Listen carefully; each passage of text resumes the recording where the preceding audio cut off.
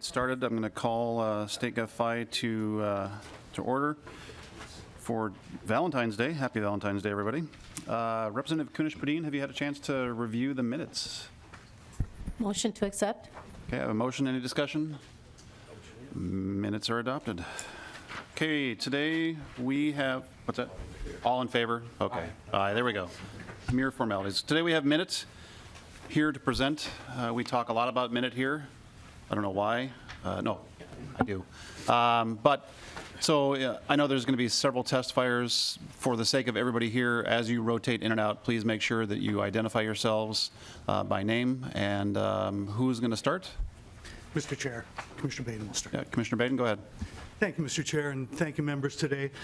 For the record, my name is Thomas A. Baden, Jr., Commissioner and CIO for the State of Minnesota and MN.IT Services. We're prepared to go through a brief presentation, talk a little bit about the history and what we're up to with MN.IT Services, and then we're going to dive in a little bit deeper as well as going into talking about the budget requests in the governor's budget this year, and we'll have plenty of time later to field questions. And just for housekeeping, Commissioner Baden, do you want to field questions as we go along? You want to go through your PowerPoint and then do questions? What's going to be easier for you? You know, it might be easier just to go ahead and walk through the presentation and then just questions. We'll do that. We'll keep it concise, sir, so we've got plenty of time. Great. We'll do that. Go ahead. Thank you.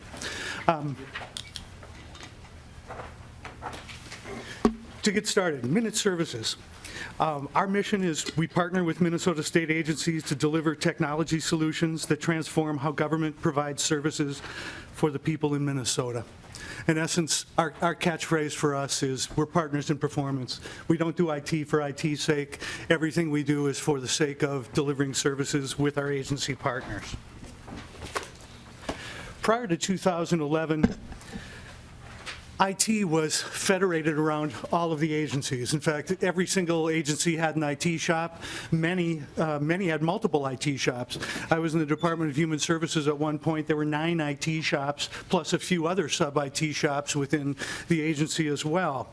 The legislature, in a bipartisan way, consolidated all IT services under the executive branch, under the state CIO, and created MN.IT Services in 2011. The newly formed agency was renamed as MN.IT and was comprised of a little over 2,000 people with an annual budget of about $450 million. So who all do we serve?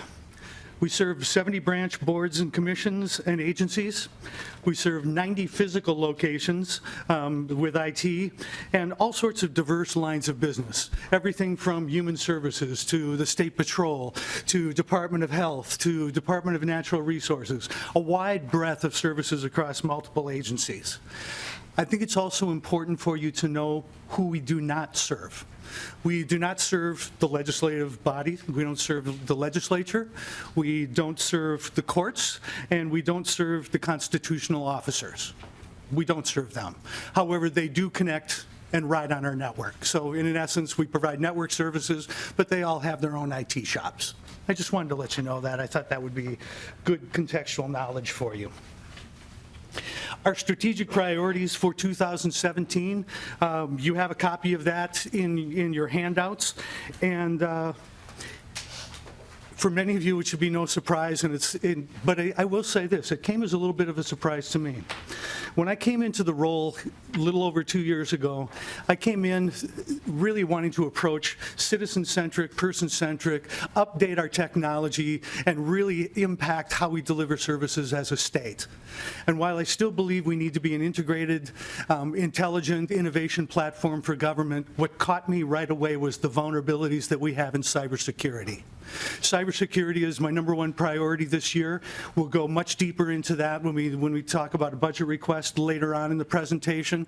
But cybersecurity is still the top #1 threat my second year running. The second area that we want to accomplish here in 2017 is we want to finalize the foundation.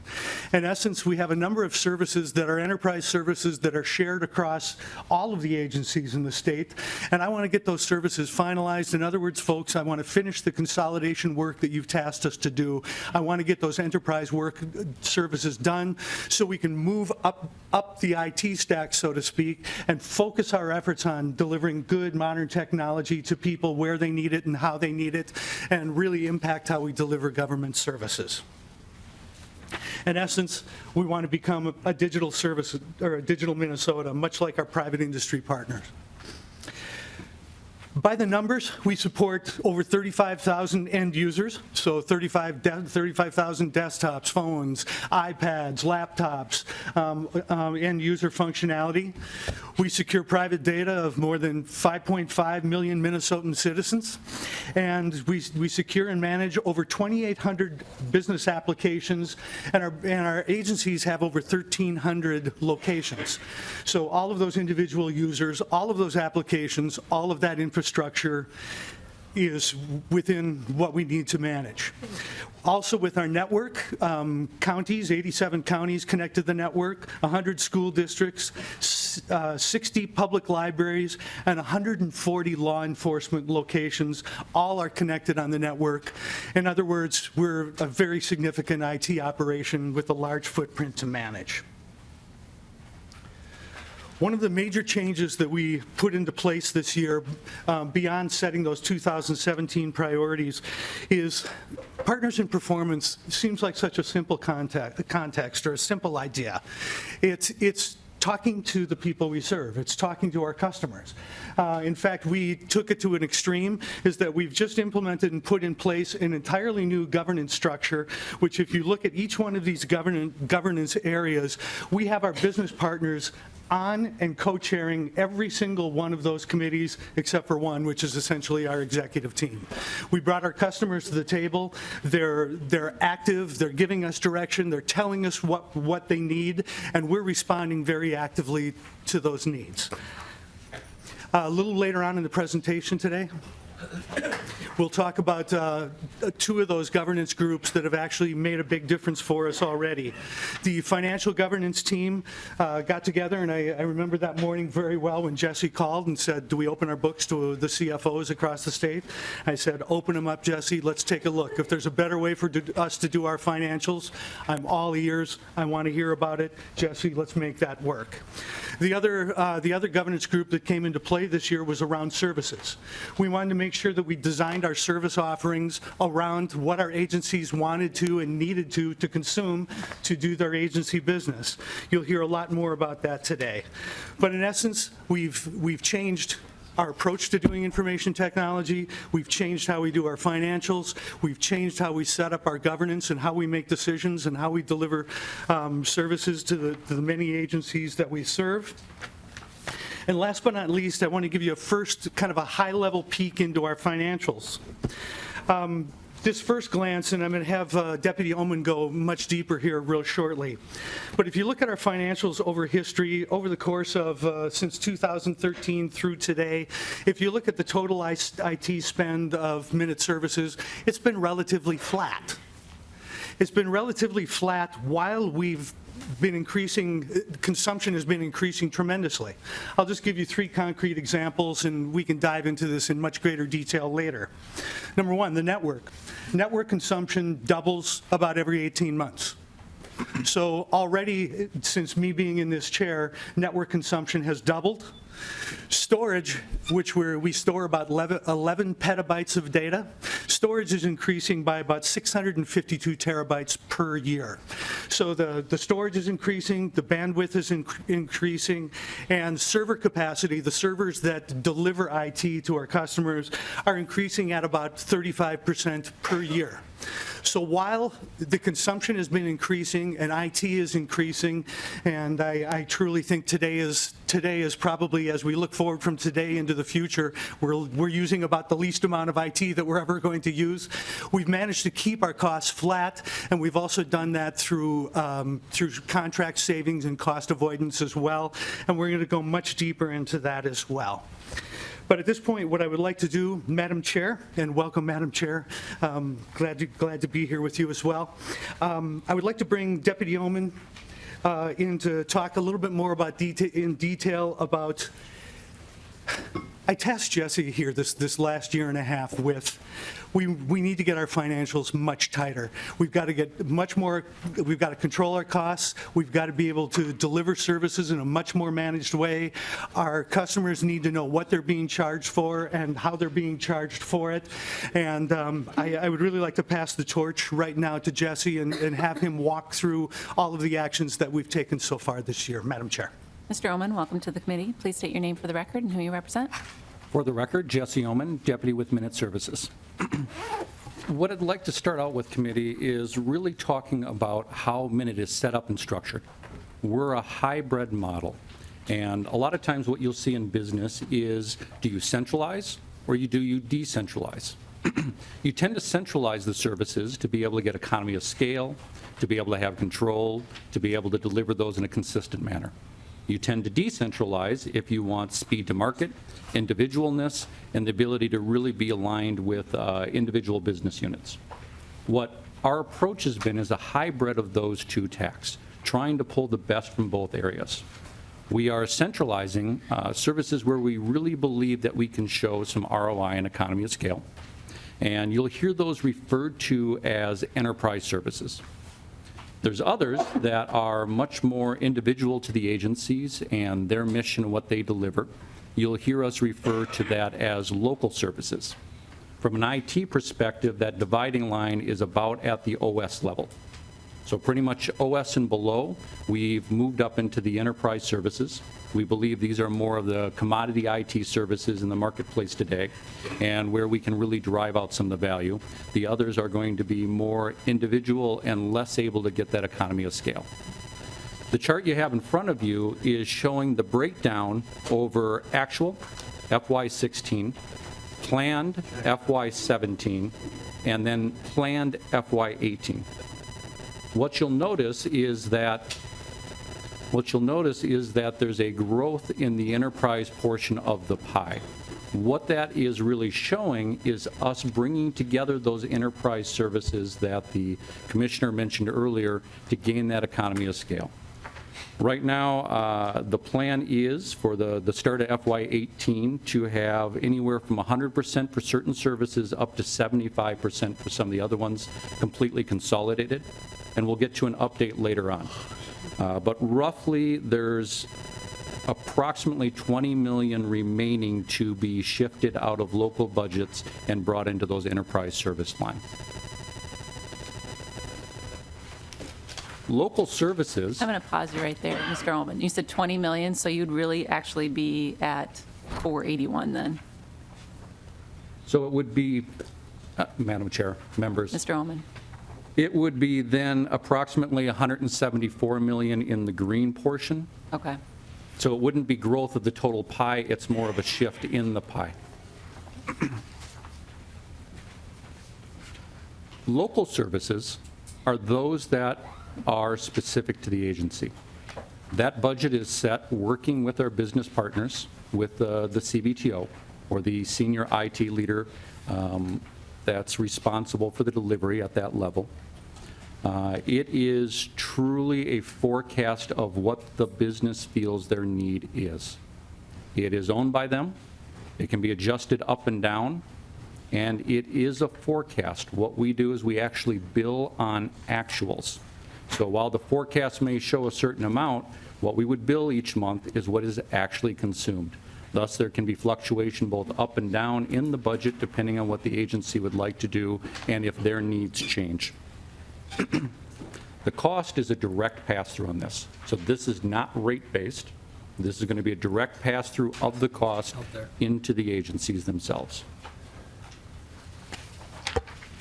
Enterprise services, in comparison, is rate-based and driven by volume. So one of the changes that the commissioner talked about earlier that occurred this year is that we brought together one of the first governance groups composed of a number of our business leaders as well as some of our IT leaders to really look at what services made sense to them. What would they like to see us offer across the enterprise? What do they feel like, no, that really challenges us to be able to deliver our unique service? So it was input into the process by business for the first time this year, and really understanding why some of these we wanted to bring together. One of the other big changes that we have heard in the past is Minute trying to do a one-size-fits-all, forcing an option onto the business themselves and saying, you will take this and that's all you have. Part of what this governance group really worked to do is set what options do agencies want to have, what should they be able to choose themselves, with more around trying to set a floor, a base level of, all right, below this we believe that there are challenges in delivering a technology, there's challenges in being able to sustain it, but above that, that is up to each agency as far as what they may want to add on. This allows the flexibility, for example, in laptops. Some agencies need a very, very basic laptop, just right off the shelf. Others, like the State Patrol, need a tough book because of the abuse they put it through. Some of the DNR officers need something that's waterproof because they take it out in the field. All those have different costs. Now each agency can choose from themselves what they want to have with just a base level being set. Again, we're really looking for in these enterprise services and an economy of scale as well as a consistent delivery. It is still built on actuals, so even though there's a forecast or a budget set, that budget's really more of a burn rate or a forecasted burn rate, and that can move up and down depending on, again, the need of the agencies. In fact, I know of one small board that when we were going through the budget process, they originally were located off campus, and their network forecast was higher because they were the only one or agency in that building. They've since moved into the actual campus and are now sharing buildings with other people. Thus, the cost of delivering network to that is reduced, and we bill them on that actual amount, not on that forecasted amount. So when we say enterprise services, we're really talking 9 main categories. And in your packets, you actually have sheets that we put out this year. Again, this was a recommendation from the steering team, trying to be a little bit more plain English in describing the service, describing what can be added on, describing what they get with it, and the cost of that. Those areas are going to be mobile device management, desktop bundle, laptop bundle, enterprise software. And when I say enterprise software, that's going to be your Office suite, the OS that runs on your computer, as well as your enterprise email. We also have in that enterprise software bundled the help desk, so the ability to be able to call that. You'll notice there's even tiers with help desks, since certain agencies require 24/7, others require more of just a mainstream business hour support. We also have mainframe, hosting, telephone, wide area network, and local area network.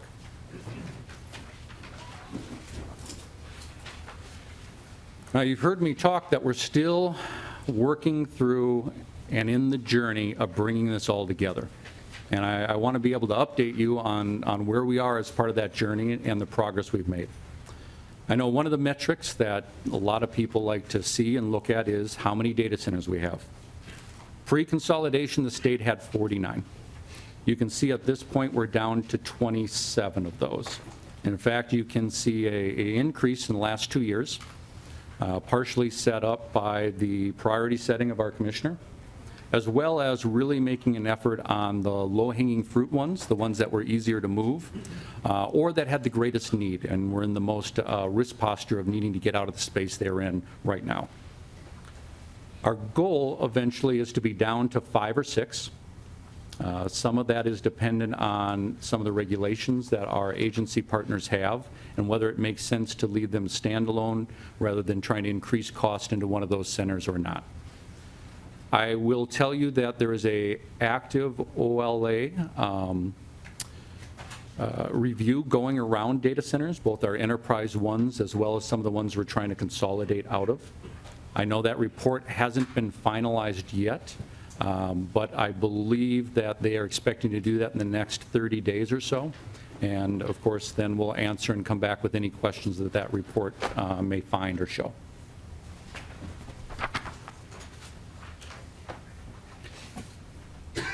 So moving on to the progress of those different areas of the services, you can see that there's an active project going on that right now we're forecasting to be complete on 7/1. And in fact, in your handouts, you actually have a dashboard that will show a little bit more detail by agency, where they are at with each of the services, and what wave they're in, as well as what sprint they're in for migration into the enterprise.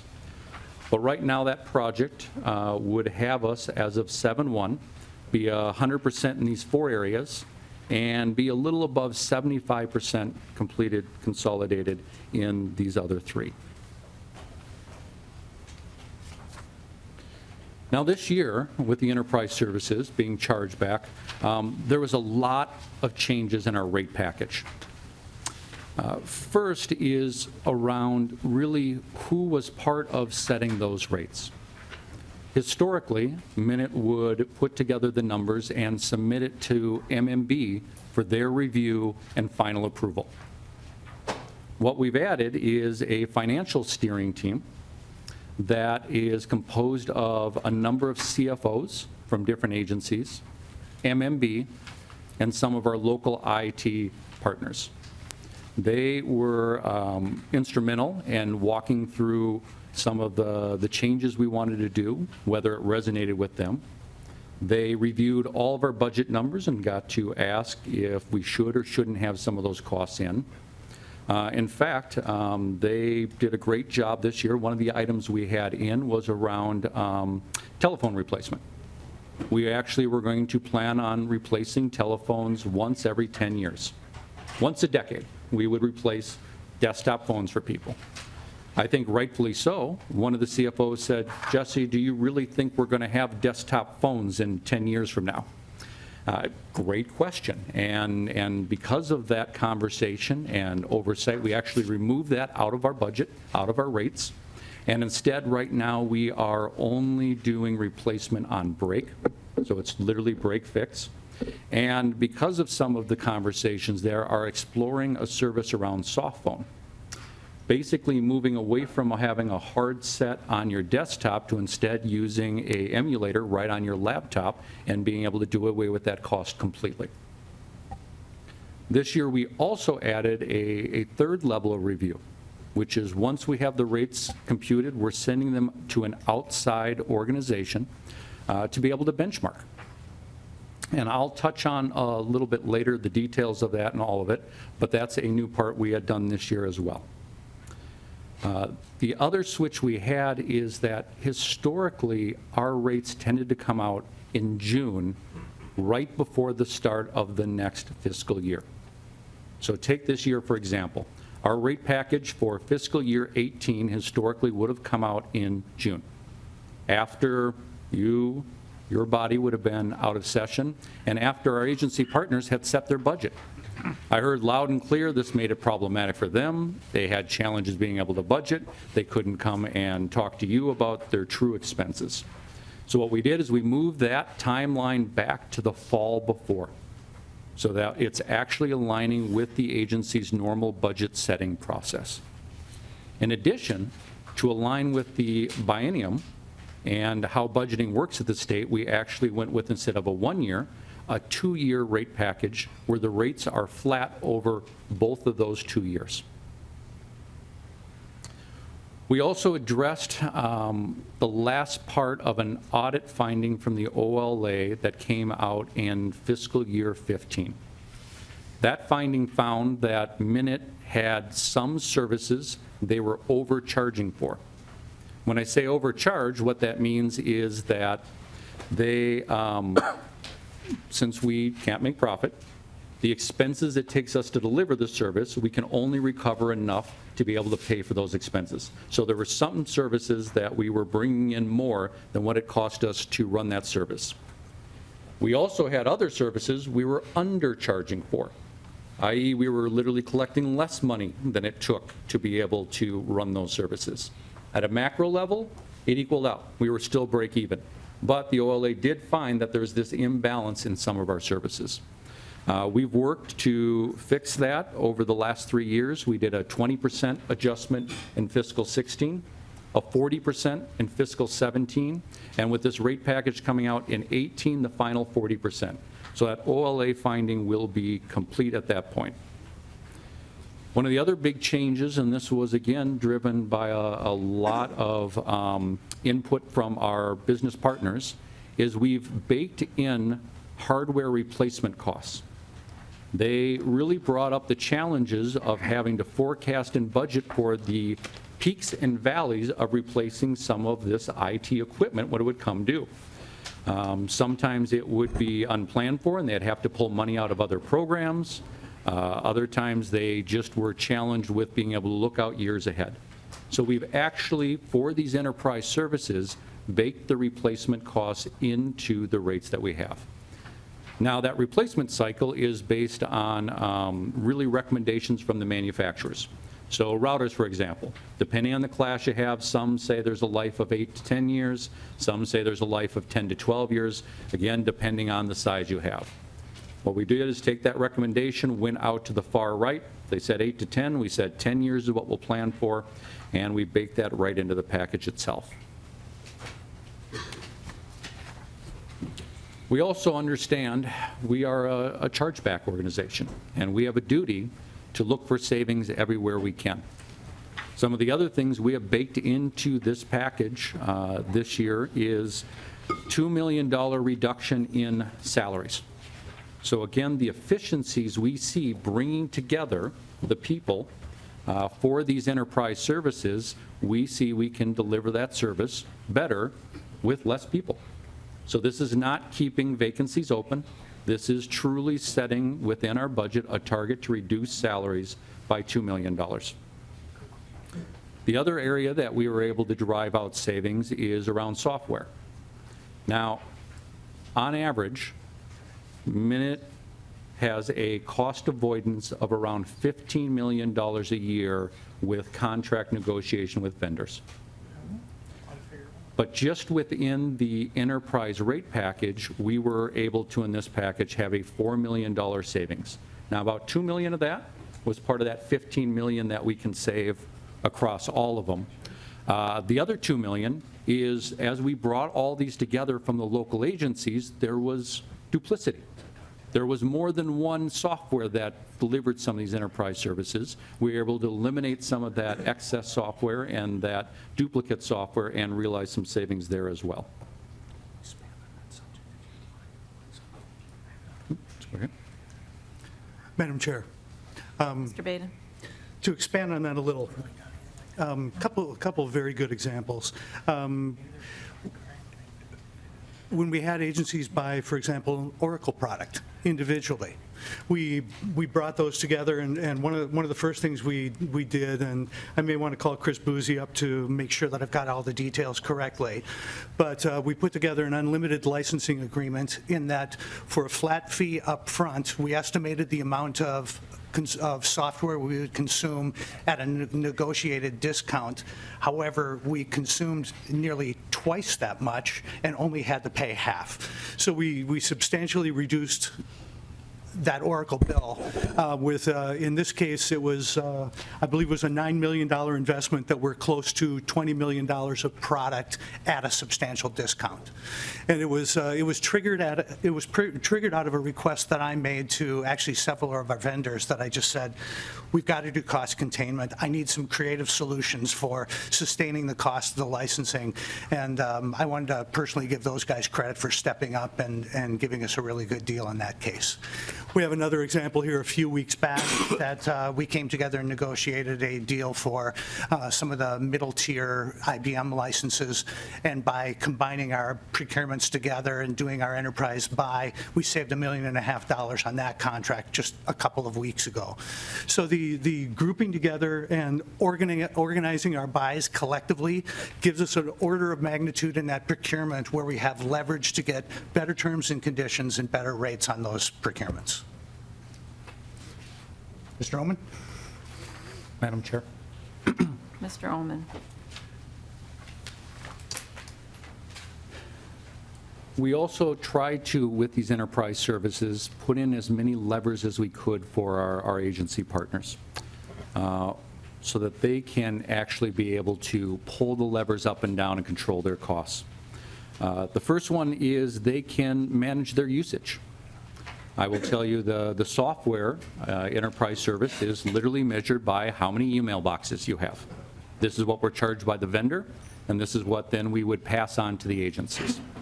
In a lot of cases, we found that there were certain agencies that would like to hold on to the mailboxes because maybe they wanted to recover something historically, maybe they wanted to be able to look back on that. By really showing them that they could eliminate those and make a backup in another way, they don't need to pay those expenses anymore, and we're able to reduce that cost to them. The other one is really around those tiered services that we touched on earlier, that there are different levels that we can have. And I know one of the areas that we as an agency can do better and do need to do better is educating our partners on some of the levels that they have.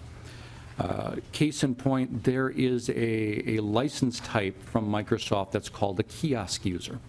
It's really meant for people who still need to get email and occasionally use an Office product, but they're not an Office worker.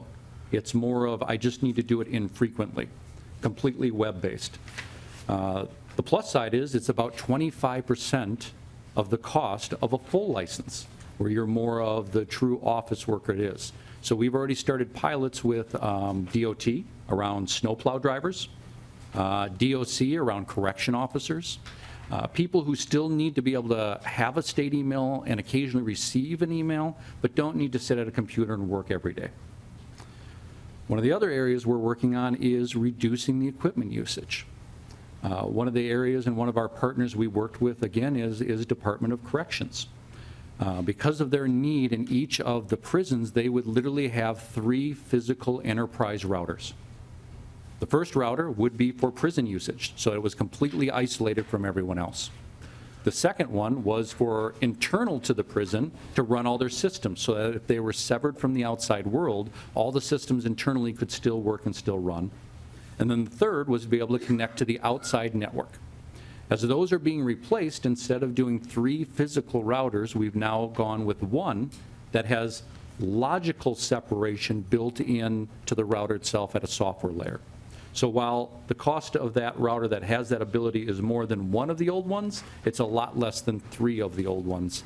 And again, it's that working with our partners and really trying to educate them on the options they have and what's available to them. I referenced earlier an independent study that we had sent our rate package out to. I will tell you, we had an option. We actually had a couple of other state CIOs reach out to the commissioner and say, we should get together and compare our rates together. We thought about doing that, but what concerned us is that would be 5 or 6 states, and then it would be us doing a comparison on ourselves. And we thought it would be much better to reach out to a company who does this, someone who can have a broader reach, and be able to independently take a look at that. The name of the company is Science Applications International Corporation, SAIC. What they did is compared our rates to 31 other states, as well as to a national benchmark service for the private sector. They work to really understand what's in each service when they're comparing it across the states and really try to do an apples for apples and account for any differences that may exist across those different spectrums. What they found when compared to the 31 other states is that 93% of the services were at or below the best value or the average price out there. When you add in the benchmark for private industry, 90% of our services are at or below that benchmark for best value out there. That said, they did point out a number of areas we need to continue to improve and mature in. They said while they could look back and see that this new service description and new packages of services moved us up the maturity pipeline, they still had a ways to go. They really found that we're basically at a level 3, mixed in with some level 1 and 2. They really pushed that in the coming years, we further look to consolidate the options that we have out there, simplify those services even more, and look to move to more of an automated ordering, online procurement manner for these services so they could be spun up and spun down quickly by the people using them. Mr. Oman, I'm going to pause you right there. We do have some members that have some questions, and I'd like to give them a chance to ask those while it's fresh in their minds. Representative Quam. Well, thank you, Madam Chair. And when you did the graphs on slide 8, since you do have a breakout of things such as hardware, software, and then management or services, as you go for the historic data, especially when you have to pull in new software or new hardware, those bumps might be educational for us when looking at the other sheets.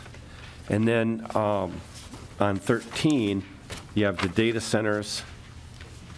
And I was wondering if there's any clarification of consolidation versus maybe going out to a vendor or third-party utilization for cost savings.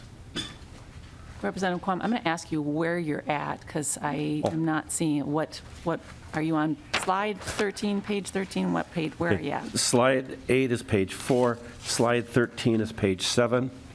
Great, thank you. Mr. Commissioner? Madam Chair and representatives, we can get that first slide broken out by hardware, software, services. We can get that, so I made a note for us to do that. The other question was, are we going to utilize cloud services to mitigate this challenge that we have about managing costs and being effective in enterprise services? The answer is yes. To begin with, we were one of the first, if not the first, state that went to cloud services for our enterprise communications, email, SharePoint, Link, those type of activities, and we're now in the midst of moving to the government computing cloud from Microsoft for those services. We've also done software as a service with one of our healthcare applications, so the complete package is a cloud-sourced application that we're working there. We're going to continue to look at cloud very aggressively, but we also need to look at them very carefully, in that I believe we'll end up being a hybrid organization. There'll be some things that we're going to need to keep on-prem, just simply from compliance perspective, from PUP 75, from CJIS compliance. And while we're working with some of our cloud vendors to get through that, those are still some challenges. But we have to look at each one. We want to make sure we've got an option of, we actually have 2 cloud vendors that we're working with right now, and we're doing an aggressive pilot with one of those cloud vendors when we look at infrastructure as a service. But I think that's just the beginning of what cloud offers us, actually. I think the next generation of cloud is the tapestry of instrumentation of software tools that are available to you that you don't have to run out and buy, that you already have available to you, and you pull those components together to build solutions. We're going to have to change how we do procurement. We're actually going to have to change our attitude about how we build solutions, and I think that's the real promise of cloud, far beyond the infrastructure as a service, platform as a service, or software as a service. That's where I think the great promise is beyond. Representative Quam? Thank you. Representative Johnson? Thank you, Madam Chair. I'm looking at an Office of Legislative Auditor report, and I see Mr. Nobles is in the audience here. I just want to make sure I understand it correctly. It's a very recent one, December 8, 2016, and they reviewed the period of July 2014 through March 2016, answering a couple of questions. One was, did the Minute Services Office have adequate internal controls to ensure accurately billed state agencies for their services? That was one question. The other one was, did you comply with legal requirements that they tested? And it seems to me, if I read the report correctly, the answer to both questions was yes. And to me, that seems like a pretty important report, in as much as we put a lot of stock in what our auditor says. Did I read that report correctly? Commissioner? Madam Chair, representatives, I believe you were referring to the audit that pertains to the financials That's right. around staff. Madam. To begin with, whenever Mr. Nobles and his team does an audit with us, I take him very seriously. He's tough, but he's very fair, and I respect his work. And therefore, I respect the outcome of that. And, you know, I believe, and we believe through the audit, that that was all handled legally and correctly. Representative Johnson. Thank you, Madam Chair. And then just one follow-up. Were there any findings or recommendations with that report then? Commissioner? Mr. Ullman? Madam Chair, member, no, there was not with that report. Representative Johnson? Thank you, Madam Chair, which suggests that the auditor was quite satisfied with what he reviewed. Thank you, Madam Chair. Noble's here if you want him to come down. No, I think I understand the report. Representative Nash? Thank you, Madam Chair. I'm going to ask a couple, and we'll come back to as we go along. To the testifiers, you talked early on about the consolidation of data centers, and I had the opportunity to tour one of your data centers before we started session. The whole goal behind consolidation was to drive cost, not just in labor and other stuff, but also just iron on the floor. You've constricted that down to, I think you said 27, sorry. How much have you saved in that consolidation versus your current spend? Because ostensibly it should go down, and now I want to make sure that it's not headed back up again because storage is getting cheaper. Help us understand how much cost you've driven out of data centers, storage, and all those things. Commissioner? Madam Chair and representatives, to begin with, it's mainly that we've cost avoided. So if you look at the consumption, you know, our overall costs have been relatively flat. We've gained the efficiencies that Deputy Oman spoke of earlier, some in staff savings, some in cost avoidance. The rest is that the consumption has just increased. So therefore, we're consuming more, and we've kept costs flat. Part of the rest of the answer you may be looking for is that the data center space that we have leased, as well as the areas where we want to leverage cloud for infrastructure as a service, there is enough capacity there that we should be able to move that in and actually drive down those costs by moving the other, you know, from 27 down to 6. So there's efficiencies to be gained there. Representative Nash? Yeah, thank you. I'm going to move on to another question. And just, I agree with the whole notion of consolidation. It should ostensibly save us money in the long run. I was impressed with the data center. I thought it was a job well done. I'm looking forward to seeing other things moved in because that's where a lot of money can be saved. Mm-hmm. But speaking of money, and I know that Mr. Eichten has been here for a number of our other hearings and reviews. We've heard a lot from agencies of all kinds that they don't understand how they got to the quote that they were given for this biennium. 2, we've heard from some that they can't afford your services, which is mind-boggling. 3, they say that, 1, veterans, I believe, said that there was this discrepancy of, I think it was $5 million. And I just want to hear from you all, go down each of those, help us understand those questions, if you would, please. Mr. Ullman? Or Madam Chair. Madam Chair, members, couple questions there. Let me make sure I cover all of them, and please let me know if I miss any of them. First with MDVA, and I believe that there was a letter sent as a follow-up actually to this committee where they corrected themselves on that, in that out of that $5 million, it was about $2 million that was given back by Minute, not that entire $5 million. They said they had sent that over. I hope you guys have had an opportunity to receive that. Out of that $2 million, what it really pertained to was salary savings. So again, we only charge back on actuals, and those budgets are a forecast forward. And there was a number of positions that MDVA had to fill, and some of those took a lot longer to be able to fill up. And because of that, as they were budgeted out, you actually accumulated this cost savings around salary. And because we are a chargeback, we wouldn't just take that money and go spend it on something else. Instead, it is given back to the agencies themselves.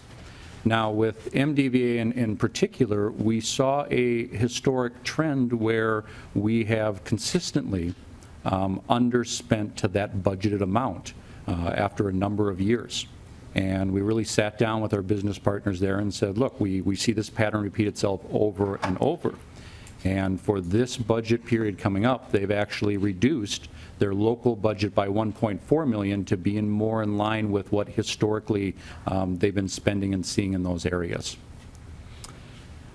As far as the other agencies and you know what they can afford and descriptions of services, first, I think you're absolutely right. We need to do a better job at explaining the benefits. There's definitely been some areas we've fallen down where the agencies have not been able to articulate to you and to others what benefits they're getting, what are the advantages, and what's truly in there.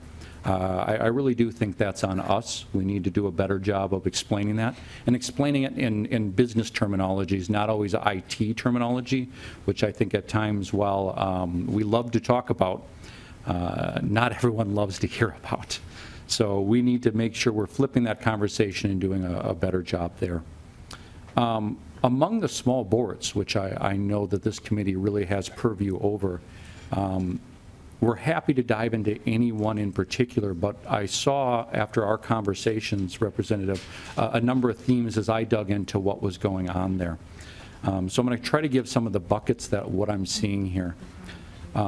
One of those is there's several of the boards where their costs are going down. The Bureau of Mediation Services and Sentencing Guidelines Commission both are going down.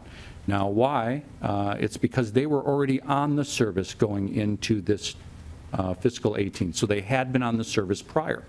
So they were already paying for a service, and part of those efficiencies we gained, that desktop support actually went from, in fiscal year 17, so current year, a cost of $160 a month down to, if you're using a desktop, $58 a month.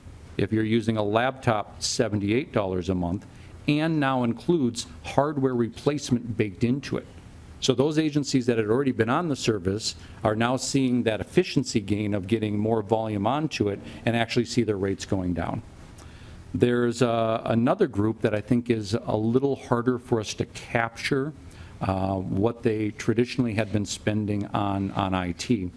The Work Comp Court of Appeal, the Indian Affairs Council, they would rely on, the Disability Council and the Latino Affairs, they would rely on a contractor that they would only bring in as needed. And they wouldn't proactively patch or keep up with the computers. Instead, what they would do is literally just set it up, and if they broke, they would call them up. Now, that wouldn't have been captured historically in the IT line because it wasn't something that was under our purview. So for them, I think it's working to really try to compare that apples to apples and not the oranges to apples that we can be looking at. There is another group, and that's where the Work Comp Court of Appeal and the Indian Affairs comes in, where they had nothing before. They literally had no one truly supporting them. So for the first time, they do now have a service. And these are some of the agencies that we brought up last year as part of our security ask, in that they can't afford some of the basic IT services. We called them the weakest link last year.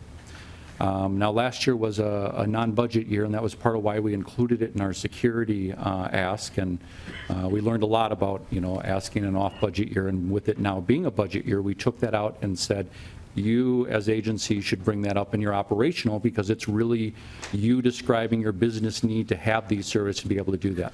But there are some of these that historically, they didn't have a contractor supporting them. What they had was best effort from Minute. So they weren't paying for a service. It was literally, if we had free cycles, we would go and try to help them. As I've dug through this, I think it really has led to some of the historical perception, especially of how bad our services could be. I mean, can you imagine being in an agency and you're not truly on the service, but you're dealing with minutes, so you feel like you are getting service for them, but it's literally what leftover time we have and not really truly being integrated in or delivered on that. And then the fourth category is we saw some of these agencies are actually going up in consumption. So human rights is a perfect example.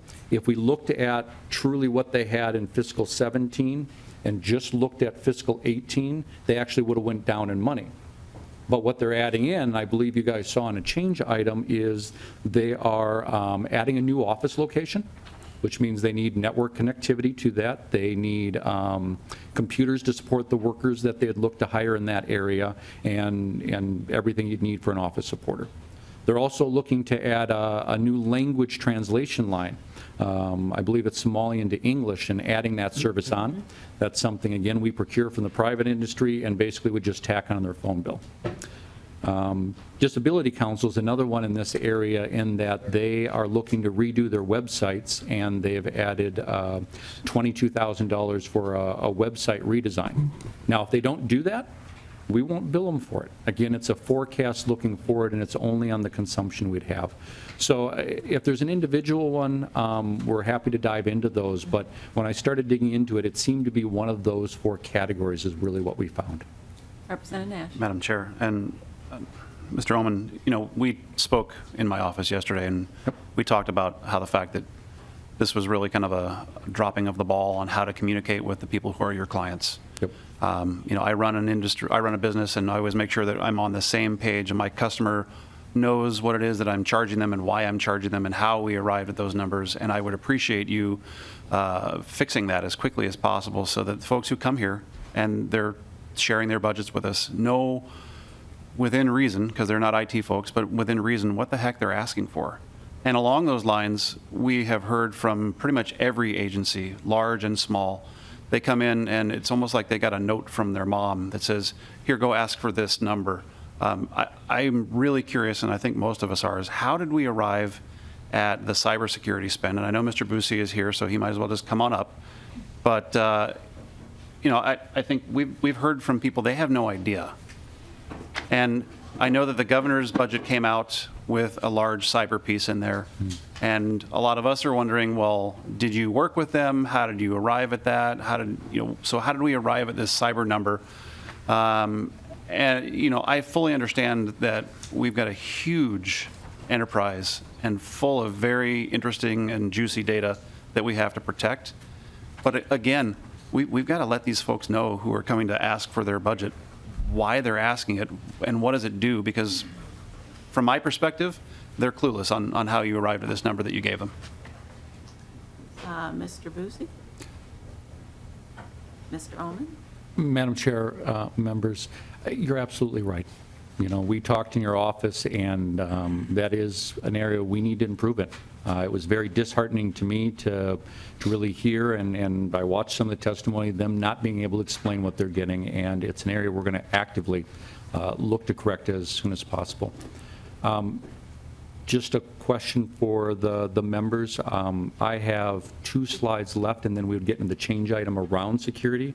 Would you rather move to? No, we're going to do questions for now. Okay. And I'd like Mr. Busey, if you can comment on how you arrived at the $10 million mark, or Commissioner or Deputy Commissioner, whoever would like to answer that question for Representative Nash. Madam Chair, committee members, for the record, my name is Christopher Busey. I'm the Chief Information Security Officer for the state of Minnesota. So first of all, to set the record, to set the baseline understanding of where the security request is, the total amount of the request, we put together in your packet a sheet that helps everybody understand what are the components of the request. So it would be helpful to start by pulling out the one-page handout that's called Securing the State Legislative Request.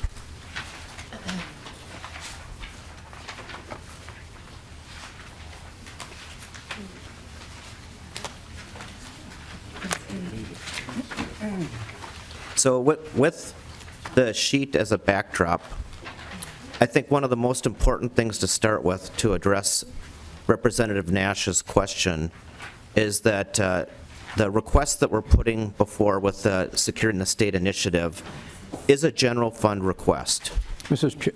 Madam Chair, I don't think we have that. No, we're looking for it here. On the last tab, members, in this book, cybersecurity. Okay.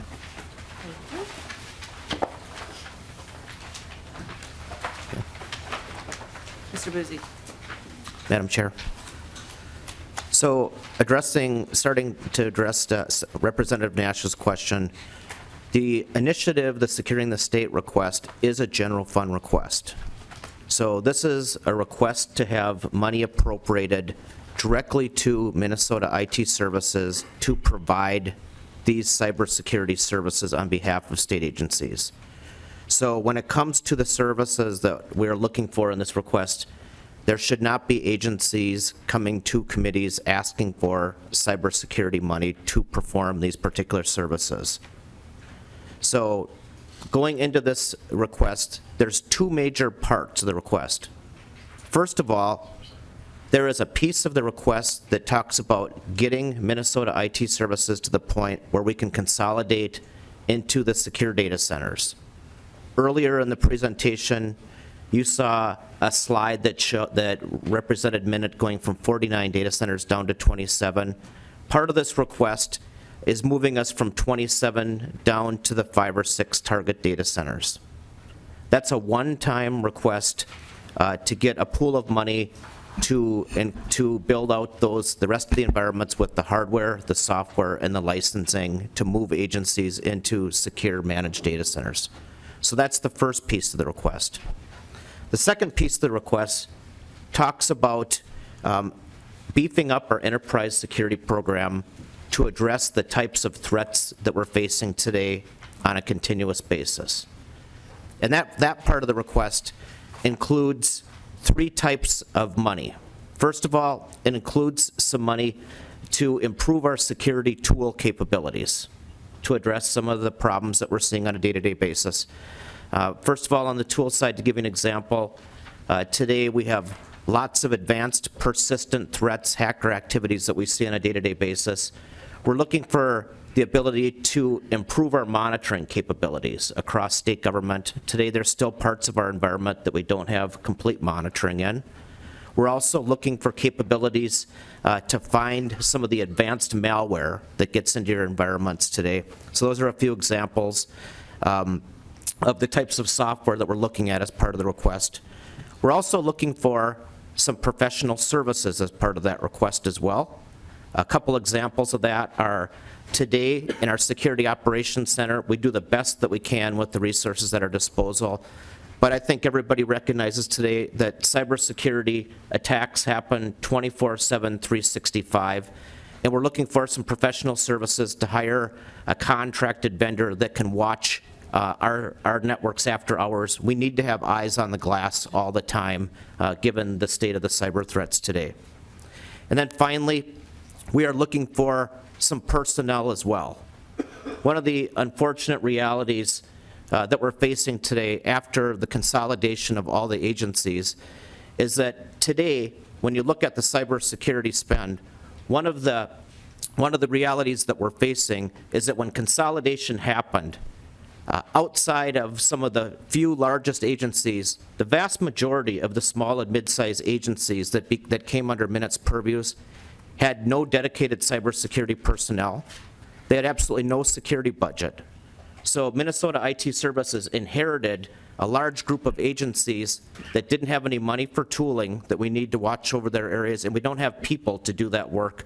So we also have a component in this request for personnel as well, to help watch over the small and mid-sized agencies that didn't have capabilities when they moved into IT consolidation. And there's a couple other FTE in that as well. Today we have a forensic team that has 2 individuals in there. They have a huge caseload on a day-to-day basis of forensic work that they're undertaking.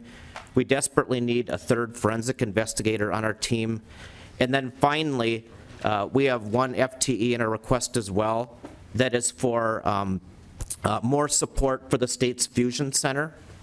So on a typical day, because we oversee lots of networks and we get lots of cybersecurity alerts through our threat intelligence feeds for lots of governments across the state of Minnesota, school districts, law enforcement organizations, counties, we get these threats on a day-to-day basis, and we need to get those threats down into organizations so that they can actually act on that intelligence. Today, we're doing a best effort basis to try and get information down into the Fusion Center and use that existing channel.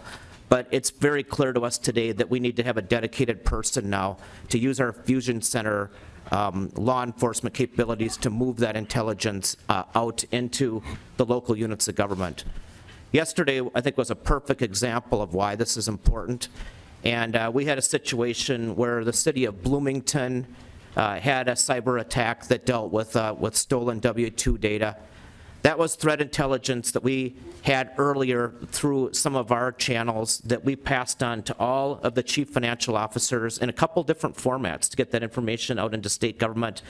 But we need to find ways to get threat intelligence out to other units of government as well, particularly local units of government that don't even have the resources that we do at the statewide level, and that's where that last FTE comes into play. Representative Nash. And thank you, Madam Chair. Mr. Boozy, I'm looking at your, in the budget book that we have here, and you're essentially asking for 18 total new cyber employees? Mr. Boozy? Madam Chair, committee members, yes, that is correct. And Mr. Boozy, Nash. thank you, Madam Chair. Mr. Boozy, what's the average compensation for these folks? I'm just trying to get a baseline for that. Mr. Boozy? Madam Chair, committee members, I don't have that exact number offhand, but I would be glad to go back and get that information for you. I imagine, as all of you are aware, cybersecurity professionals are in high demand. These individuals generally have some fairly substantial salaries. One of the things that we're doing in our organization today is we're really trying to leverage top talent coming out of colleges and universities as well to help with our program. But I will get back with that number, Representative Nash. And Representative Nash, too, if you look at the request, it looks like a total initial impact to the state is $22 million. And then ongoing for the FTEs, it looks like it's 4.7 million ballpark figure. And Madam Chair, thank you. And Mr. Boozy, you know, I've been critical of Minute for a lot of different things for the last number of years. I'm not critical of the effort for cybersecurity, and you've never heard me say that I am. I want to make sure that folks understand cyber is a big deal. And we have, as a state, a lot of really interesting, or folks would others use other words, interesting data that's personally identifiable information, and I want to make sure that we do this right. But here's my big question is, I want to make sure that, you know, you've talked about outsourcing after hours. I want to make sure that before we move or appropriate anything, that we also see a side-by-side comparison of what outsourcing looks like compared to these 18 folks, because you're going to outsource after hours. I'd like to know what that number looks like before you do that. And then I have one more question, then I'll be quiet for a little while and let other members ask. Came up recently, can you tell us what the Odyssey Fund is and how the Odyssey Fund gets its money and what it is and what you're doing with it? And it's probably a better question for the Commissioner. Commissioner? Madam Chair, committee members, the Odyssey Fund is a fund that's set up in statute. I believe it was in the 2011 statute. It may actually predate that, 2006. And Ms. Roberts can help us. Ms. Roberts can help us there because she's been doing some research for this as well. Great. The intention of the Odyssey Fund is that oftentimes IT projects don't work perfectly within the biennium. And it's agency funds that are directly dedicated to a specific IT project so that those funds cannot be turned and used to buy chairs or anything else. They have to be exactly what they were dedicated for. If those funds are not used, they get returned to the agency. The way we've used that as an instrument, I'll give you a really good example with Office of Management and Budget. Right at the end of the last biennium, we were going to buy some middle tier engineered hardware services from a company. And companies also know that it's the end of the biennium. So it was an attempt to try to squeeze a few extra bucks out of it. We put the money into the Odyssey Fund. We concluded the negotiation and the agreement about 6 weeks later and saved the state $175,000. So essentially what the fund is that we use a very disciplined process as we put money in. It's for a specific purpose. It can only be used for that specific purpose. It's the agency's dollars, and it has to be committed to the purposes of which the agency is dedicated to it. And then last year during legislative session, we also added a layer of that. We would present anything that goes into there to a legislative oversight committee as well. The fund is managed by the Office of Management and Budget. However, we've got a lot of the documentation and the process of how all that works. Representative Knapp? Yeah, thank you, Madam Chair. And Commissioner, just want to know, so the money was appropriated, didn't get spent, went into the Odyssey Fund.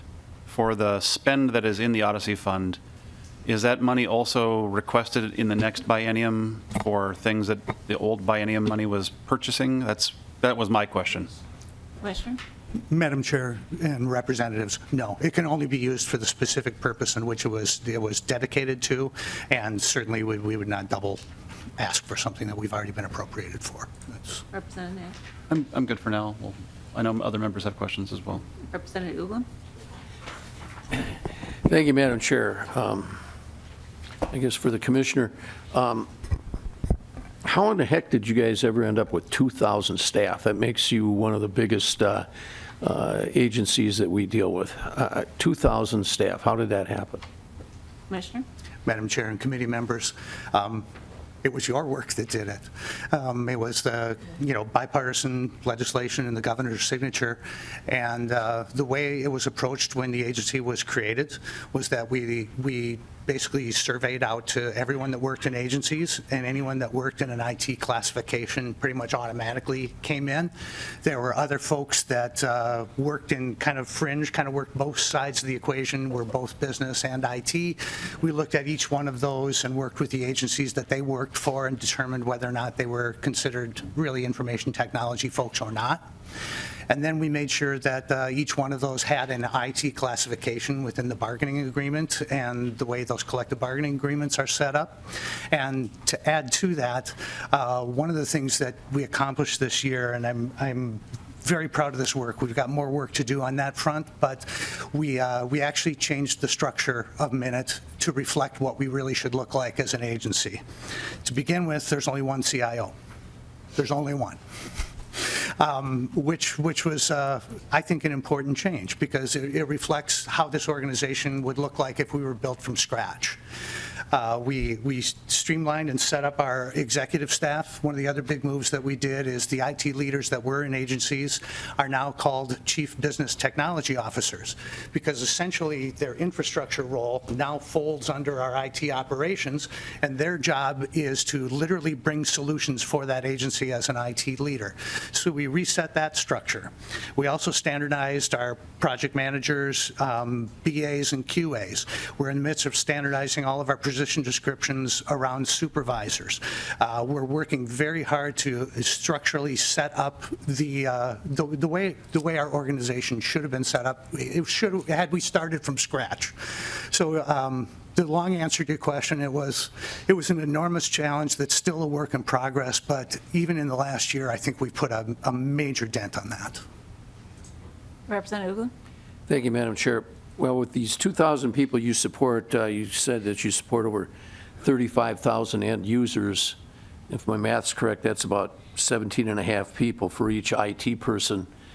In the private industry, those figures go from anywhere from 70, 80, way up over 100 in various companies and things in terms of that ratio.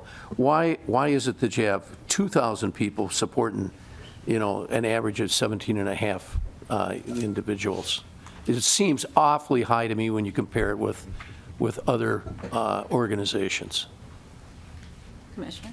Madam Chair and committee members, if you were just looking at desktop and help desk, your numbers are more correct.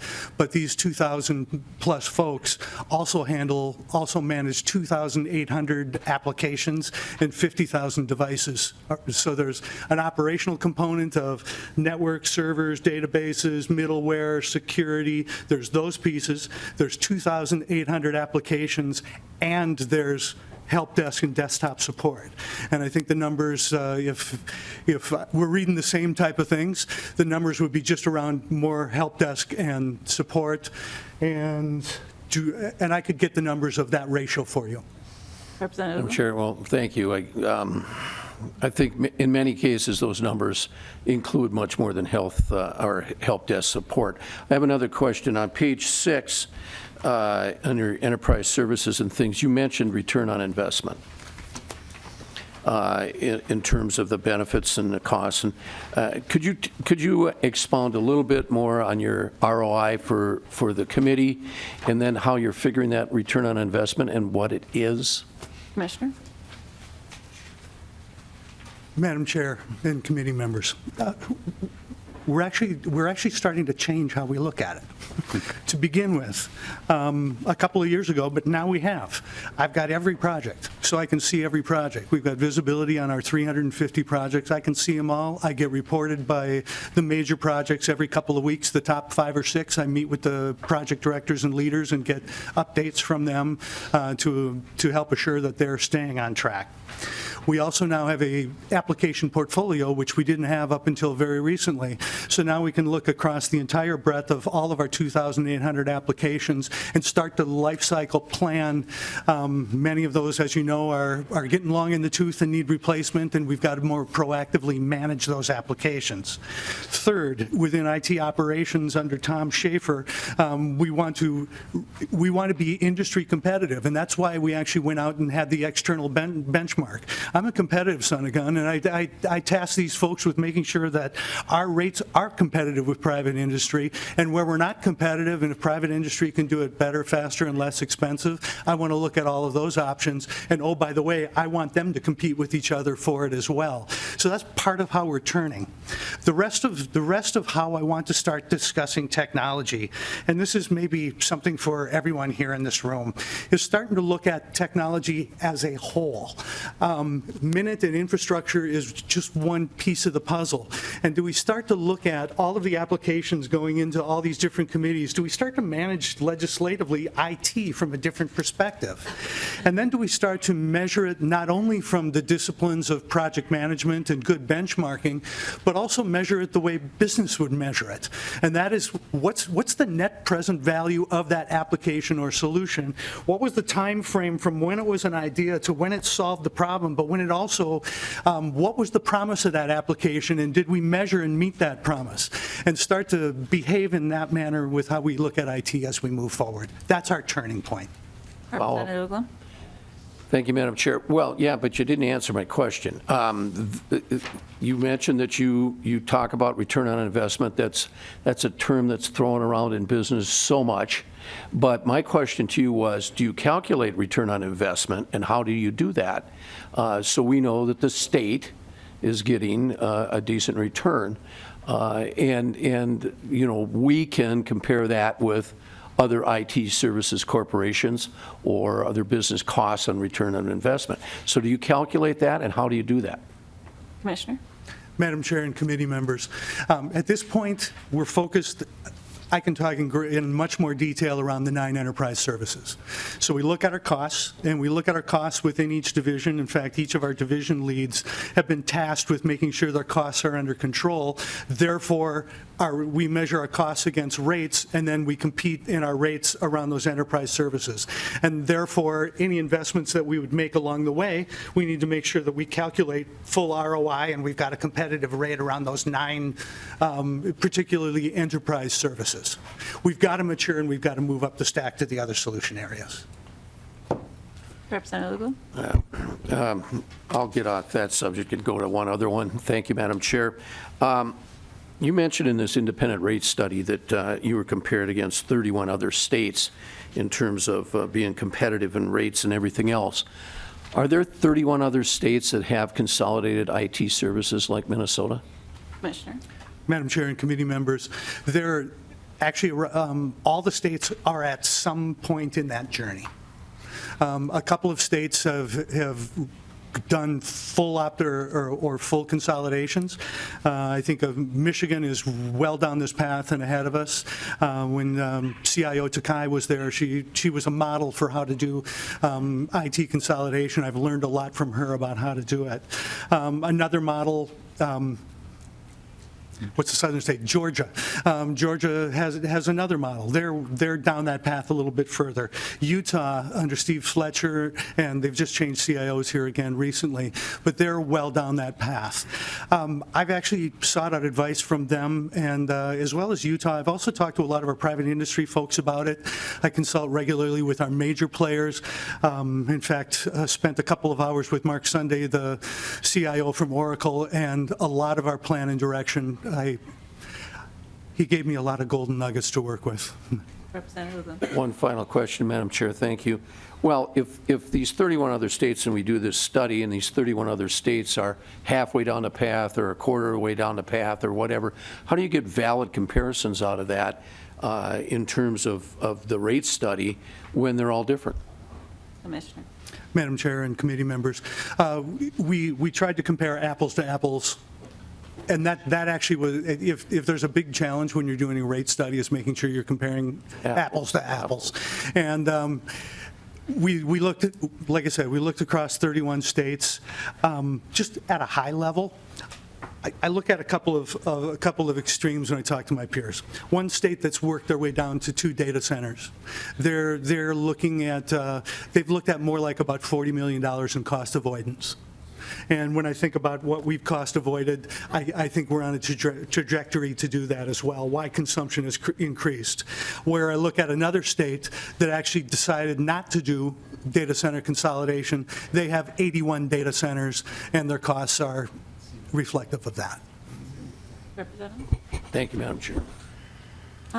Commissioner, I have some of the same concerns that Representative Uglem highlighted here, and I'm just going to turn to, if you're looking in your packet, it's the response to the letter that Senator Kiffmeyer and I sent to the Commissioner, and I'm looking at particular the history summary of the FTEs, and when you look at 2017, your agency is now at 2,214 FTEs.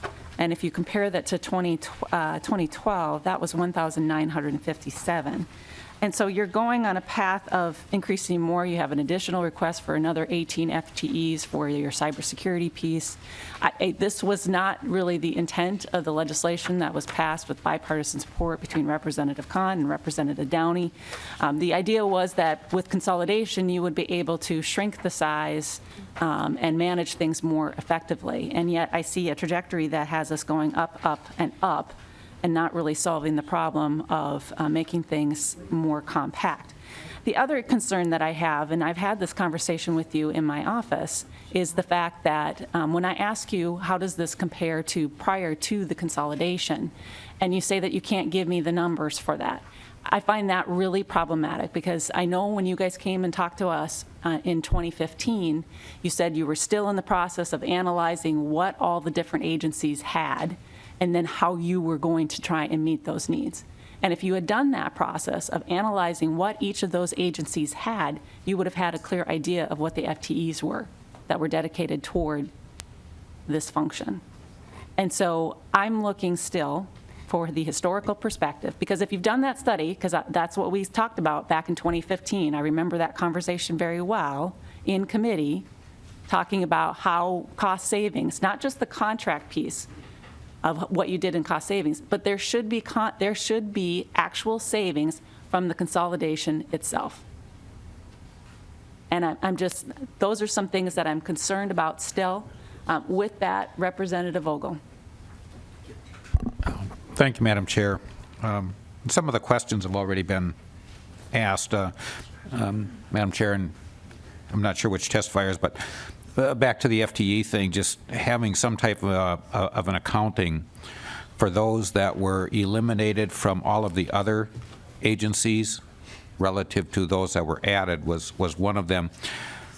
But secondly, just looking at the governor's budget book and seeing that as not that long ago in fiscal year 14, it looks like the total expenditures were $153 million, that's a lot of money, but now we're up to $454 million.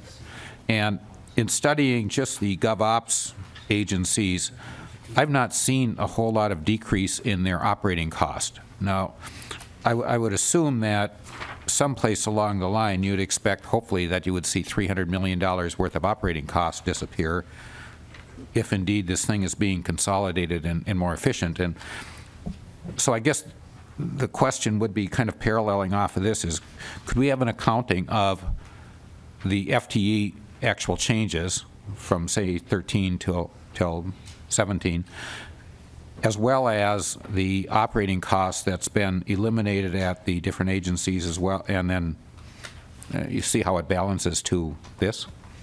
Commissioner. Mr. Ullman? Madam Chair, members, if I can touch on a couple of those questions, I might be able to shed some light. Madam Chair, with the FTE count in particular, I think we can go right back to the consolidation point, because you're right, that was kind of that day one, go out and identify who's there. And that was part of why when we replied to you, we didn't want to just run the report out of Swift. We actually wanted to be able to provide a second graph that really showed from a pure HR perspective how many people were there at that point. The challenge we've had with some of the financial reports going backwards, and even why you see some of these results jumping like this as you're going forward, what you're referencing there is financial consolidation has still been occurring over the last few years. Case in point, there are 3 agencies that just moved their salary budgets from their local area to being paid out of minute accounts 7/1 of 16. So I know that some of the reports, when you'd run it out, and some of what we provided you, you'd actually see these big jumps as that movement's occurring. That's part of why we wanted to add the view of that really, I think, got to your question, which is how many people were there at that point.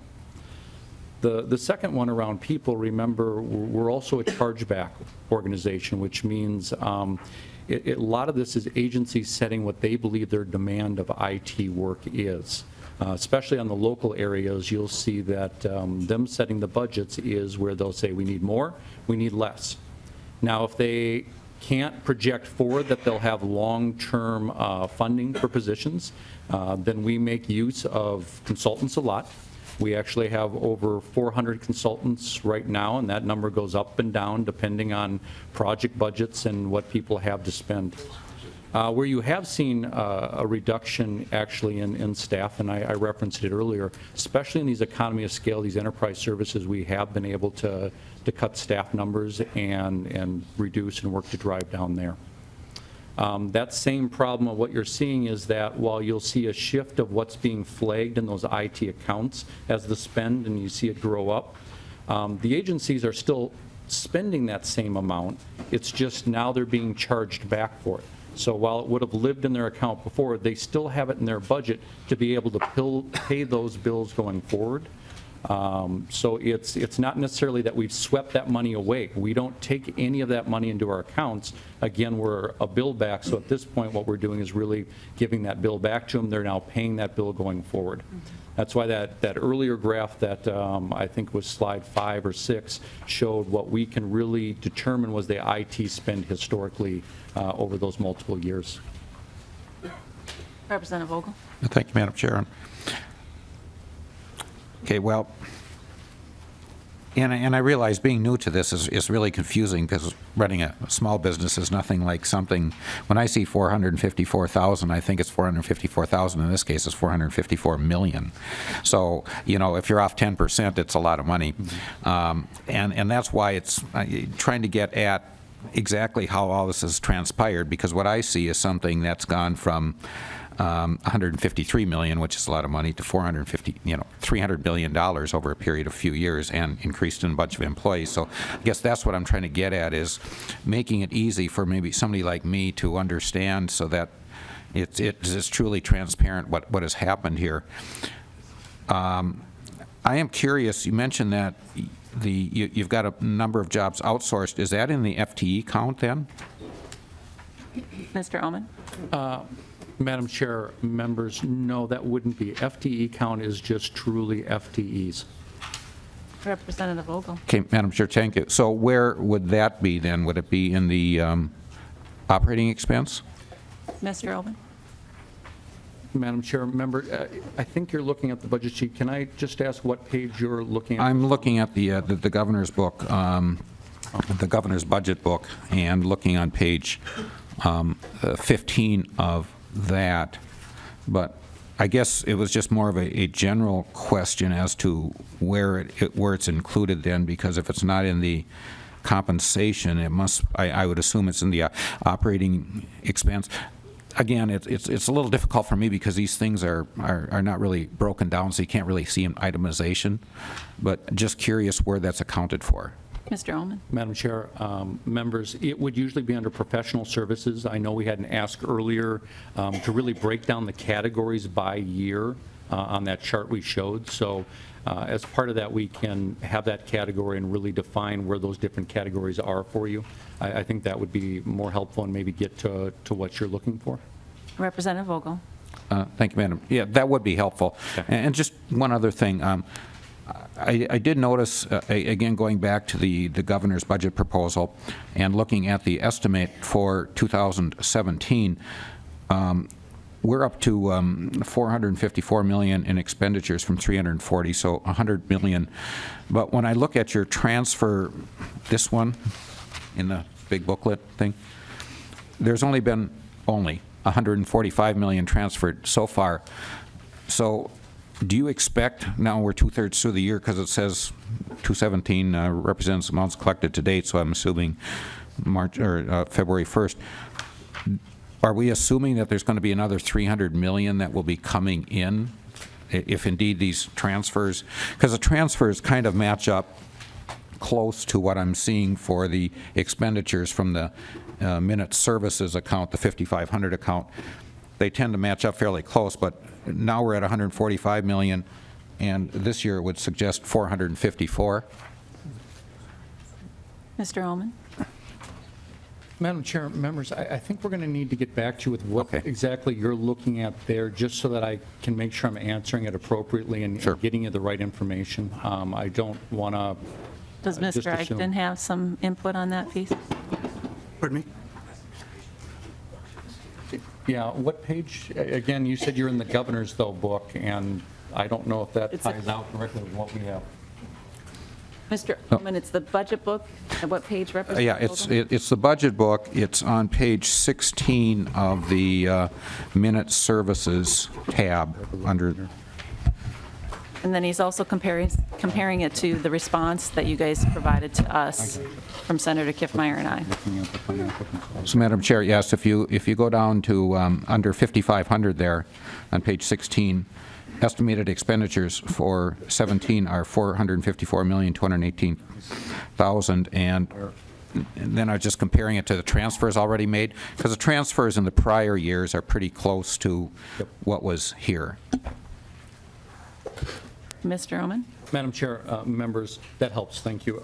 So what you're seeing here is a reflection that we are, and had not been in those years, financially consolidated. So while the IT spend, and you saw on that line graph, has remained pretty flat, that was actually living in MN.IT accounts has been growing as we get it moved out of the agency's budgets. Now, again, they still have to have it budgeted to be able to pay for it, but that's where you're seeing that growth there to really get up to that full amount that you're seeing toward the end there as we are continuing to grow it.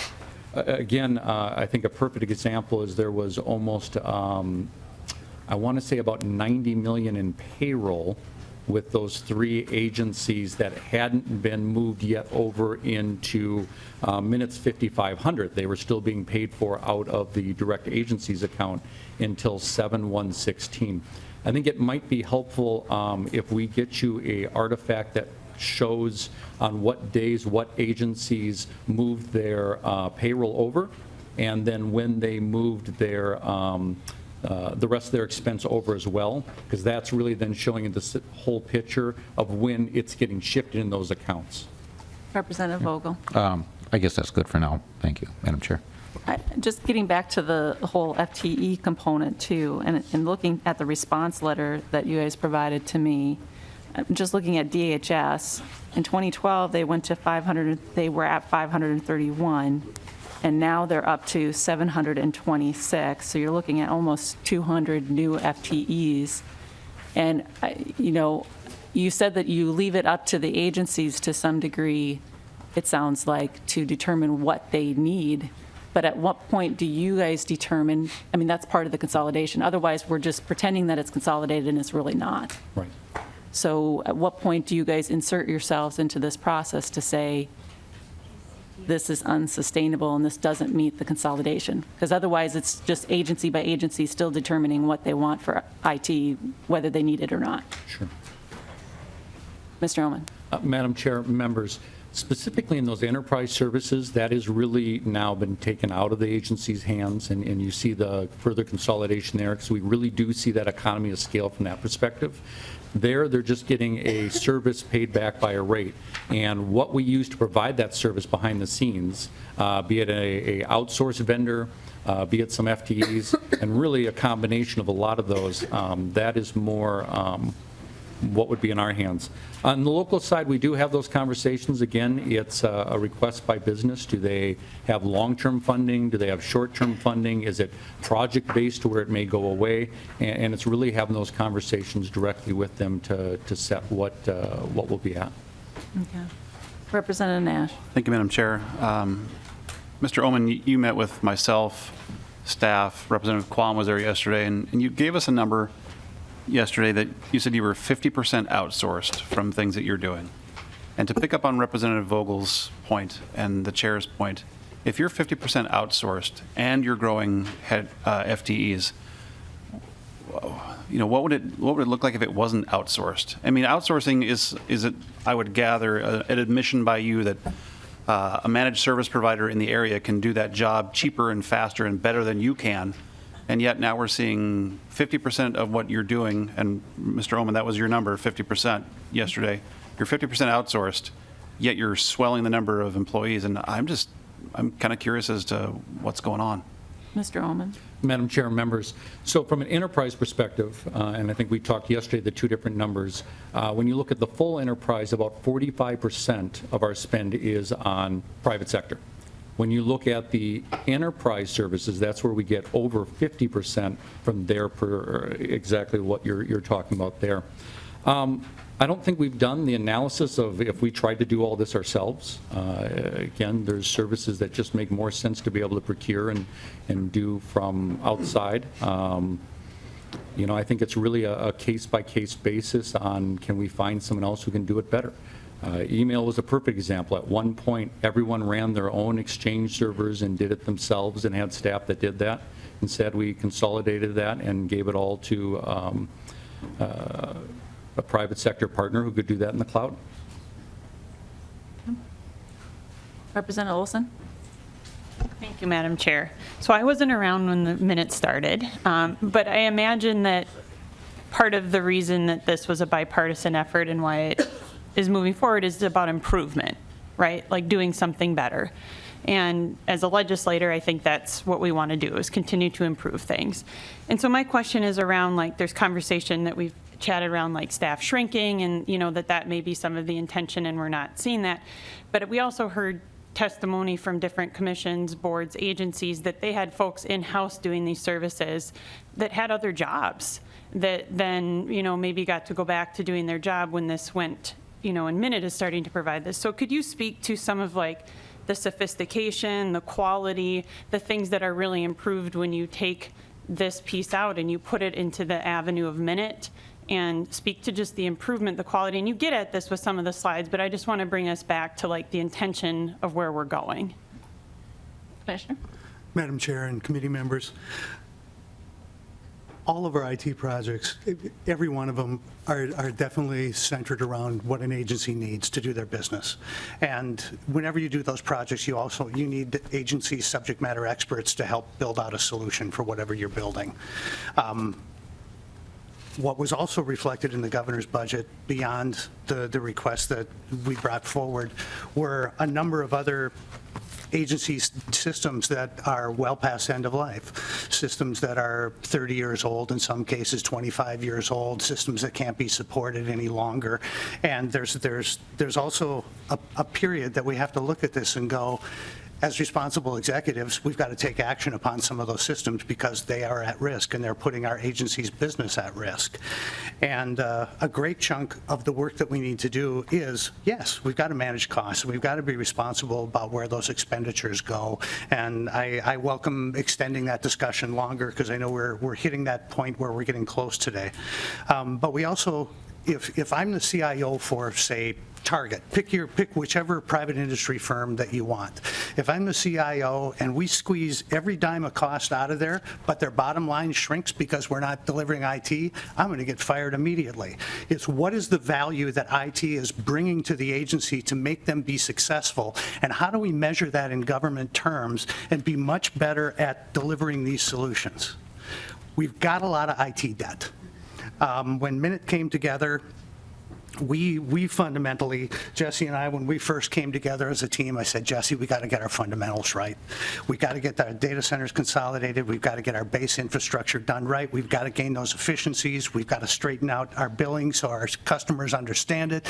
We've got to do customer service better. I hired Tom Schaefer out of Code 42 because customer service is their forte. But once we get past this fundamental piece, we've got to move up into the solutions that provide our business partners real value, that we can deliver citizen-centric solutions, that we've got user interfaces that don't look like Pong, for crying out loud. We're going to have to update these applications, and we need to be a much more digital government. And I think that's a discussion we all need to have, is to where do we focus our effort. I spoke with Speaker Dowd the other night, and he talked about how he wants to become much more citizen-centric, and I welcome the work that that committee will do. Also spoke with Tina Smith on the same night and talked to our many top-notch Minnesota IT companies around with the High Tech Association. We've got good people here. We've got good contractors in town. By the way, we've got some very good staff that work for us as well. We've got some amazing staff, and at any given time, like right now, there's over 300 of them that are eligible to retire, and those people have got a knowledge repository that I can't buy from any consulting firm. So we're going to have to act. We can't sit still. We've got a lot of work to do here as a team, and I welcome coming to this committee or meeting with any one of you individually to step up and be better as a technology organization. Representative Olson. Representative Uglum. Thank you, Madam Chair. Yeah, sometimes I'm sorry we're so hard on you here, but it's very difficult questions, lots of big money, lots of expansive growth, and it's our job to ask. With that, something a little simpler than Representative Vogel's question. On page 5 in the handout, you talk about how you provide local services to the agencies and things like that. And when you determine a need, you say you sit with the agencies and a chief business technology officer and determine the needs. My question to you is there ever anybody that says, no, you can't have your wish? Commissioner. Madam Chair, I say no often. I do. Or I also, maybe no is not the exact term. I give them options. There are some that are just so brutally expensive. Would that be a smart way to do it? Are there options within business process that we can fix that can actually just improve a business process without even doing an IT project? We'll often do that analysis ahead of time. And at other points, especially like for major projects, we set up a governance type structure which has both business and information technology on it, and we have those debates. And we have very rigorous debates around those. Madam Chair? Representative Uglum. Thank you. I hope that that's the case, and sometimes we have explosive growth here, and people want a lot of, IT is hot, and they want a lot of nice things, but, I mean, whether it be your cell phone or whatever. Second question. You talk about cost to the agencies, and cost is a direct pass-through to the agency, and you say they pay the exact expense. Could you define exact expense for me in terms of, are you adding an overhead factor. You have a cost. How do you determine that cost, and how do you arrive with the exact nomenclature? Commissioner? Madam Chair, could I have Jesse respond to that? I want to make sure we're factually very precise on this. Mr. Ullman? Madam Chair, members, real quick back to your other question. That is one of our hopes, too, with the governance structure that we touched on earlier, is really bringing these agencies together. One of the benefits consolidation that you had asked earlier is you now have an application inventory of the state. You know how many applications are out there. And as we get into these questions of modernizing and redoing them, I think all of us would miss an opportunity if we don't look at and question, do we need to replace the same thing? Or is there opportunity now, instead of having 30 of these, whatever it is, to go down to maybe not one, but maybe 2 or 3 of them. And I really hope that we all are looking at that in the next coming years, because I see it as a huge opportunity now that we have that visibility, now that we're at a point where so much of that work needs to be able to done, and I think that is one of the benefits that we can drive forward. The pass-through compared to the rates. So the rates, it's really a charge per volume that we would computate. The other one is if you as an agency decide, I want 25 IT staff, 4 developers, 2 DBAs, all that, their salary, what their actual expenses are with everything, and the managers that manage them and everything they have would be what we then charge, what they spent that time that month. That's what I mean by direct pass-through, is you literally look at, all right, this is the cost of those people, but it's not calculated into a rate that you're charging from that perspective. Representative Oglen? Thank you, Madam Chair. Well, yes, the cost of those people, obviously you have salary, obviously you have fringes, and do you put an overhead factor on the cost of those people? Mr. Ullman? Madam Chair, members of the committee, not directly on the people, no, we don't. One shift we did this year that had been a potential weakness that we had before is there's certain services that we have in MN.IT that service every IT employee, not just the central organization. Case in point, perfect example of one of these is HR, right? Regardless if you're a centralized employee or whether you're working at the agency, you still use this HR office. What had been called out to us in the past and had been concerned in the past is that we were fully burdening just the enterprise rates with that full cost of HR. Now what we're doing is saying, by a metric of people, if you have X percent of people, be it an enterprise service or be it local, we spread that cost based on how many people you have there using that metric. So in that way that is added on, it's not just burden onto the people. We actually call it out separate so people can see it, understand it, and what's in there. But we've done that to make sure that if you want more IT people, well, that means you're also using more of HR's time, Right. that you're fully paying that equal share. Okay, good, thank you. Representative Johnson? Thank you, Madam Chair. Since we're kind of running out of time here, this is kind of a yes or no question, I guess. Do you have a 5-year strategic security plan that's been vetted and ready to go so that we could properly use the money that the governor is requesting? Briefly, Commissioner? Madam Chair, yes. Yes, we'd be happy to, we would prefer to run through it with you privately, in that what we don't want to do is open ourselves up to being a target of any additional, but we have a 5-year plan. It's been vetted. We also had another firm look at it one more time to make sure that it was current, and the results of that, I believe they have the results of that letter in your packet. I believe they described the plan as meticulous and under-resourced. Thank you, Madam Chair. Representative Quam, last question. Thank you, Madam Chair, and you can answer offline. You're billing now for ongoing replacement, and there's 2 ways you can do that. Either that fund goes into a dedicated savings account to cover the future, so it's set aside, or it covers your burn rate for ongoing activities. So that's part of it. The other is you're either calculating that as a normative across all customers, or you're segregating it by type, or you have it individually Because of you, I have X amount of dollars. If you can have those type of descriptors, and if there are dedicated accounts, please give us a historic and current balance on that. So we'd like to be able to track that. You know, we don't want to have money sitting somewhere that we don't know what it's for. Thank you. Mr. Ullman? Madam Chair, members, yeah, we'll get back to you on that, absolutely. In fact, we can set up some time, sit down with Thomas Schaefer, who really has that area, so you can ask whatever questions you need. Okay.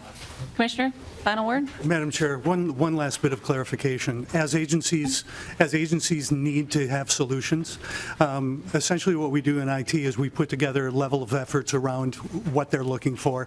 We present those options to the agency, and those options require people usually to execute, and that's how we determine, or agencies determine, how much they're going to consume or not consume. Great, thank you. Thank you for coming today. I appreciate any other additional questions that you can answer as members have them. So thanks for your time. With that, members, we are adjourned.